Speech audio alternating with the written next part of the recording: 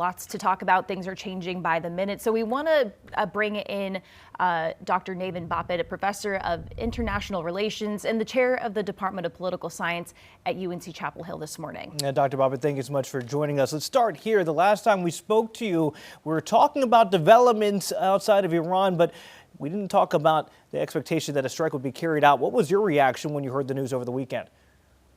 Well, I was in part again from last time. I think one thing that's changed is the operation in Venezuela, which I think might have made the Trump administration a bit more comfortable with the use of military force, or comfortable with the idea that a military strike could happen fast with minimal U.S. casualties, which would allow the United States to effectively replace the government. So it's possible that that has emboldened the Trump administration to try this again in Iran. Now, Iran, again, is very different than Venezuela, and this is probably going to be a much more complicated operation, as the Trump administration has sort of granted that they're looking probably at 4 to 5 weeks for this one. But I think it looks like the Trump administration has just grown much more comfortable with military force and much more willing to use it.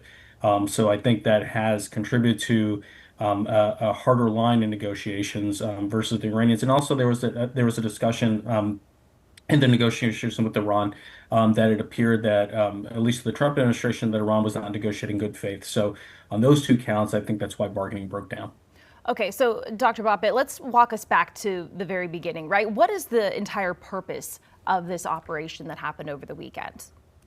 So the declared purpose from the Trump administration is regime change, with the idea, I think based on what I've pieced together from the statements, is that the idea is was to do a decapitation attack, which did kill Khamenei, and so which was the leader of Iran, the supreme leader of Iran. So the idea was to kill many of the senior leadership of Iran, and to damage Iran's military infrastructure, along with the Revolutionary Guard, to basically give the Iranian people, which again is a diverse group of people, but I think in the strategy, to give the Iranian people an idea, or an opportunity to seize control of the government from the current regime. So I think that was the idea, is that the regime is damaged and then allow the people of Iran to seize control. Now, again, that leaves a lot of uncertainty, because we don't know who will seize control, if anybody, or even if that's going to work.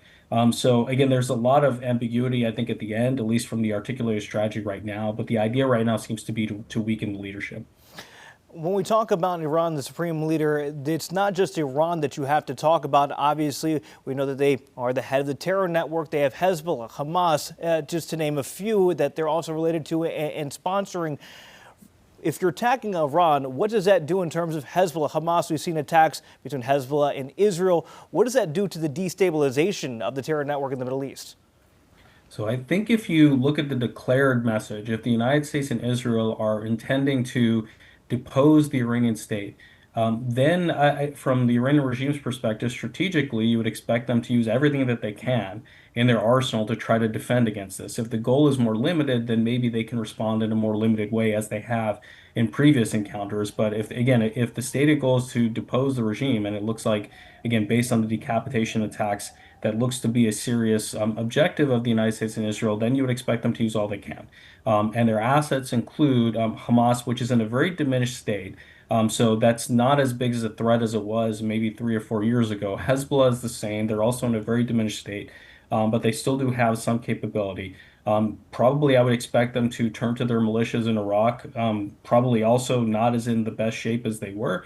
But also the Houthi network in Yemen seems to be fairly, of their assets, the most functional. So that one could disrupt shipping through Bab el-Mandab, and potentially disrupt, and because oil is traded on a global market, so is most trades.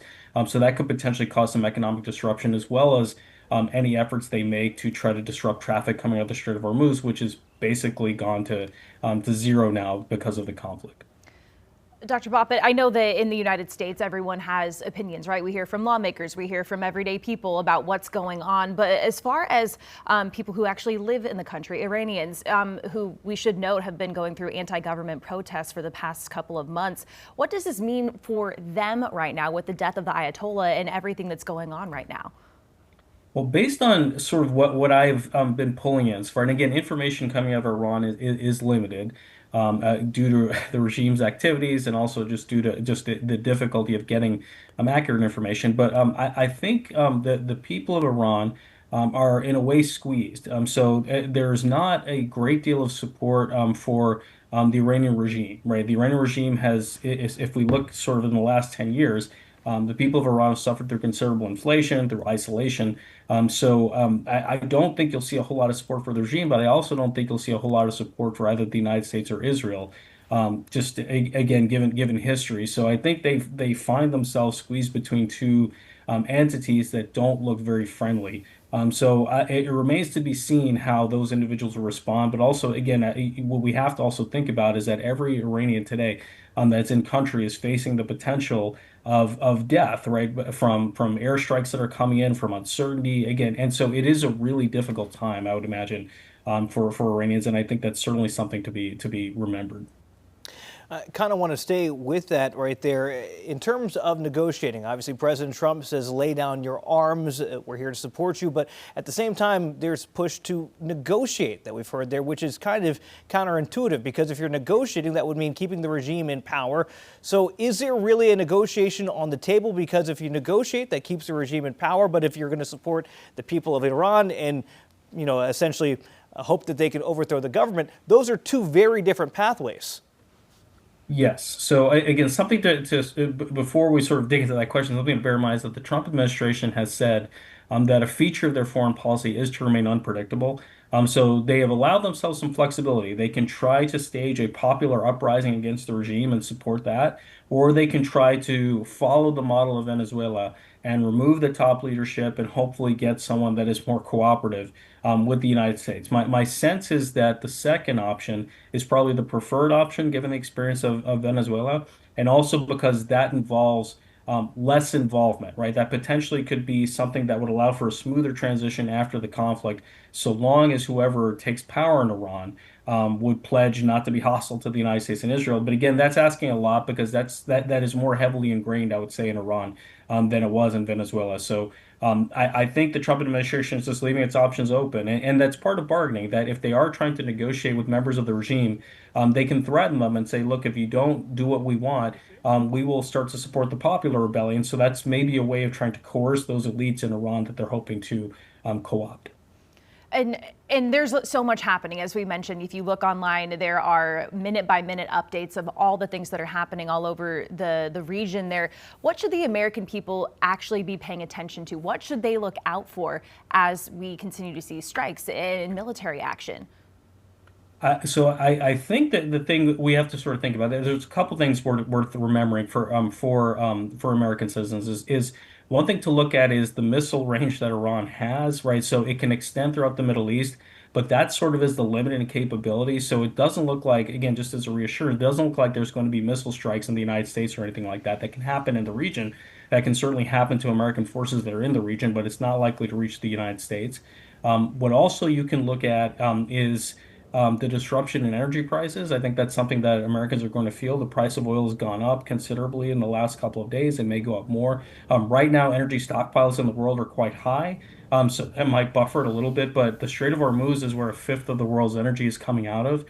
So that potentially is going to be harmful to Americans. And the last thing I would say, which is the most important thing, is that a lot of Americans and certainly Iranians have people that are close to the conflict area that are vulnerable, and that the same would be true of those with family in Israel or Lebanon or other parts of the region. So again, that's something to be, I think, very sensitive to, is that people are in real danger here.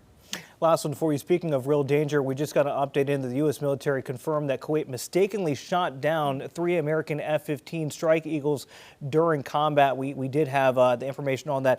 Those pilots are okay, but I want to ask you, in terms of strike capabilities of American allies over there, speaking of Kuwait, what is the sense that they were communicated with leading into this, and what are their capabilities? Because Americans, obviously, we fly in, we fly out, but those are the people there that are going to be dealing with the long-term ramifications of this conflict, depending on how it all plays out. Absolutely. And those are the countries that are going to absorb the bulk of Iran's retaliatory strikes, because those are the ones in theater, those are the ones hosting American forces. I don't know for sure how much information they were given. They would have to be given some, given that the United States was flying missions out of those particular countries, including Kuwait. I don't know how long they were given as far as notice, but they had to have known something. Right now, it looks like that coalition is protesting Iran's counterstrikes on their territory. And so I think, using that as their pretext to stay aligned with the United States. As far as the accident, these things are terribly, terribly tragic. Unfortunately, they happen in combat theaters like this. Again, it's a very fluid environment, and sometimes things do go wrong. Though again, it is every time these things happen, it is tragic. Though fortunately, no one was harmed in this case. All right, Dr. Nathan Boppet from UNC Chapel Hill, thank you so much for your time this morning. Again, this is very fluid, as you said, and evolving. So, well, don't go too far. We're going to be keeping you close to weigh in on this. Thank you. Queen City News Plus. Just search Queen City News on your smart TV's app store.